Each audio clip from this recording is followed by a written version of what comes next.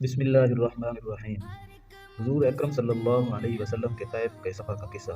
نبوت مل جانے کے 9 برس تک نبی اکرم صلی اللہ علیہ وسلم مکہ میں تبلیغ فرماتے رہے اور قوم کی ہدایت اور اصلاح کی کوشش فرماتے رہے، لیکن تھوڑی سی جماعت کے سوا جو مسلمان ہو گئی تھی اور تھوڑے سے ایسے لوگوں کے علاوہ جو باوجود مسلمان نہ ہونے کے آپ کی مدد کرتے تھے۔ اکثر کفار مکہ آپ کو اور آپ کے صحابہ کو ہر طرح کی تکلیفیں پہنچاتے تھے، مذاق اڑاتے تھے اور جو ہو سکتا تھا اس سے درگزر نہ کرتے تھے۔ حضور کے چچا ابو طالب بھی انہی نیک دل لوگوں میں تھے جو باوجود مسلمان نہ ہونے کے حضور کی ہر قسم کی مدد فرماتے تھے۔ 10ویں سال میں جب ابو طالب کا بھی انتقال ہو گیا تو کافروں کو اور بھی ہر طرح کھلے مخار اسلام سے روکنے اور مسلمانوں کو تکلیف پہنچانے کا موقع ملا۔ حضور اقدس صلی اللہ علیہ وسلم اس خیال سے طیف تشریف لے گئے کہ وہاں قبیلہ ثقیف کی بڑی جماعت ہے، اگر وہ قبیلہ مسلمان ہو جائے تو مسلمانوں کو ان تکلیفوں سے نجات ملے اور دین کے پھیلنے کی بنیاد پڑ جائے۔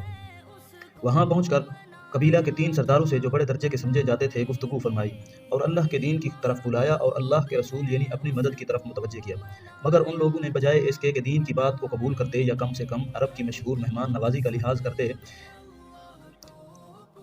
انہوں نے صاف جواب دے دیا اور نہایت بے رخی اور بد اخلاقی سے پیش آئے۔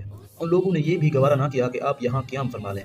جن لوگوں کو سردار سمجھ کر بات کی تھی وہ شریف ہوں گے اور مہذب گفتگو کریں گے۔ ان میں سے ایک شخص بولا کہ اوہو، آپ ہی کو اللہ نے نبی بنا کر بھیجا ہے۔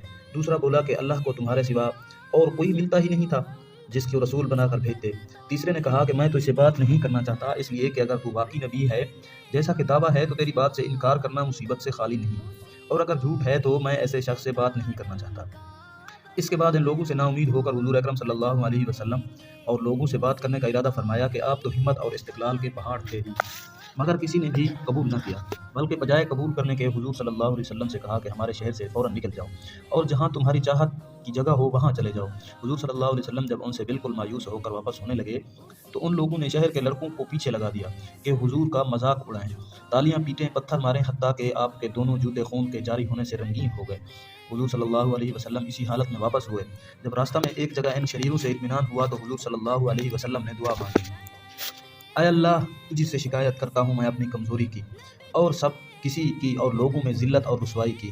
اے ارحم الراحمین، تو ہی ضعفاء کا رب ہے اور تو ہی میرا پروردگار ہے۔ تو مجھے کس کے حوالے کرتا ہے؟ کسی اجنبی بیگانہ کے جو مجھے دیکھ کر ترش روح ہوتا ہے اور منہ چڑھاتا ہے، یا کہ کسی دشمن کے جس کو تو نے مجھ پر قابو دے دیا؟ اے اللہ، اگر تو مجھ سے ناراض نہیں ہے تو مجھے کسی بھی پرواہ نہیں ہے، تیری حفاظت مجھے کافی ہے۔ میں تیرے چہرے کے اس نور کے طفیل جس سے تمام اندھیریاں روشن ہو گئیں اور جس سے دنیا و آخرت کے سارے کام درست ہو جاتے ہیں، اس بات سے پناہ مانگتا ہوں کہ مجھ پر تیرا غصہ ہو یا تو مجھ سے ناراض ہو۔ تیری ناراضگی کا اس وقت تک دور کرنا ضروری ہے جب تک تو راضی نہ ہو، تیرے سوا کوئی طاقت نہ ہے نہ قوت ہے۔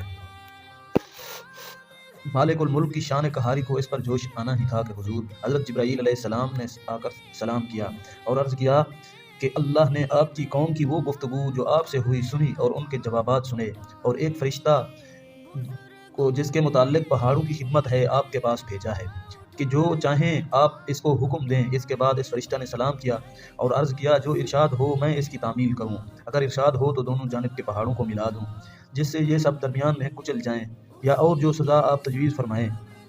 حضور کی رحیم و کریم ذات نے جواب دیا کہ میں اللہ سے اس کی امید رکھتا ہوں کہ اگر یہ مسلمان نہیں ہوئے تو ان کی اولاد میں سے ایسے لوگ پیدا ہوں جو اللہ کی پرستش کریں اور اس کی عبادت لیں۔